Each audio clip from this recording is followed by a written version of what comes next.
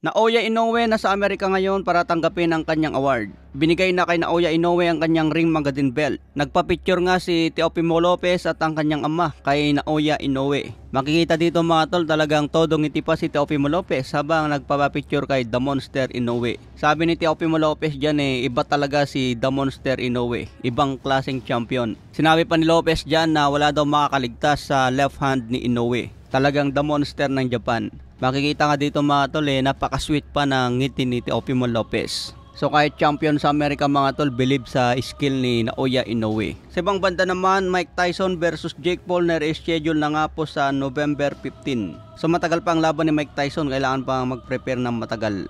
Sa ibang banda naman, Adrian Broner, abangan po natin ang laban niya mamaya kontra Blair Cobbs. May kartada ito na 16 wins, 10 KOs, may isang talo. Kailangan manalo si Broner dito para magtuloy-tuloy na ang karir. Huling laban ni Adrian Broner, June 9, 2023. Kaya isang taon nang nakakalipas at ngayon lang ulit na palaban. Kailangan ni Broner seryosohin na ang karir para naman bigyan pa ng mas malaking laban. Bata pa naman si Broner, edad 34, kaya marami pa itong pahirapan sa welterweight division. Sa ibang banda naman, Albert Pagara na may kartadang 34 wins, 24 KOs, may isang talo. May laban kontra Chinese man na may kartadang 8 wins, 2 KOs, may 3 talo. Abangan po natin ngayong June 15 ang laban ni Pagara at gaganapin po yan sa City of Pasig Arena sa Iloilo. Paglalabanan po ang bakanting IBF Asia Lightweight Belt. Kaya abangan po natin ang muling pagbabalik ni Albert Pagara. Sa ibang banda, Timothy Bradley sinabing dapat manalo si Broner. Marami na raw experience itong si Broner laban sa malalakas. Nakalaban na raw niya si pambansang kamao Manny Pacquiao at wala naman daw nagawa si Pacman kay Broner.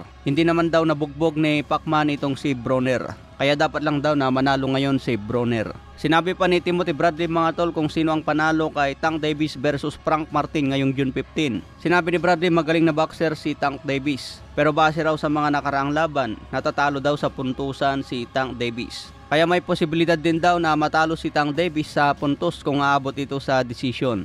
Pero prediction ni Bradley, mananalo pa rin si Tank Davis via stoppage sa late round. Kung makatama daw si Tank Davis ng solid, ito na raw ang katapusan ni Frank Martin. Pero isang competitive fight daw ito at may posibilidad din na manalo si Frank Martin sa puntos. Kaya abangan natin ang bakbakan na yan ngayong June 15. Sa ibang banda naman, Ryan Garcia gusto na rin makalaban si Terence Bud Crawford. Pero may babala agad ang trainer ni Terence Crawford. Wag na raw balakin ni Ryan Garcia na lumaban pa kay Crawford dahil hindi uobrang estilo. Masasaktan lang daw at baka mabalda pa itong si Ryan Garcia. So ibang kalibre ni Terence Crawford lalo na kung ganyan ang style ni Ryan Garcia. Sa ibang banda naman, Teofimo Lopez nagbigay ng payo kay Frank Martin. Kailangan daw ni Frank Martin i-push itong si Tank Davis. Maging agresibo at gagawin ng lahat para manalo. Dalawa lang daw ang pupuntahan niyan mga tol, mananalo si Frank Martin o kaya mananockout. So kailangan daw isagad ni Frank Martin ang kanyang skill para manalo sa laban.